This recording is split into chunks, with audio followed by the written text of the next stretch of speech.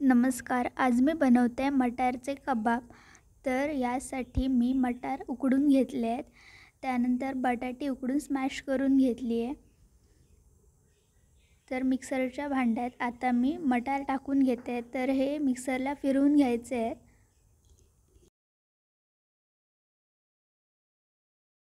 तर मी जाडसर ठेवले ते. त्यानंतर एका भांड्यात मी ही मटारची पेस्ट काढून घेते. त्यानंतर यात टाकायचे स्मॅश केलेला बटाटा.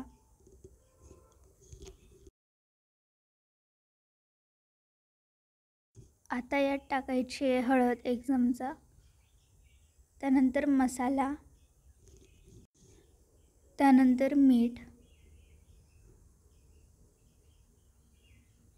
त्यानंतर मी यात टाकले 1 चमचा मैदा, 1 चमचा कॉर्नफ्लॉवर आणि 1 चमचा तांदळाचं पीठ. तर हे मिक्स करून घ्यायचं. त्यानंतर मी यात पाणी टाकते आणि मिक्स करून घेते. तर हे मिक्स करून झालेलं आहे. आता मी तवा ठेवला आहे गॅसवर. तर यात तेल टाकून घ्यायचं. तेल गरम झाल्यावर इथे मी मटारचे कबाब बनवून घेतले आहेत. ते तव्यावर टाकून घ्यायचे. त्यानंतर साईडने तेल टाकून घ्यायचं आहे.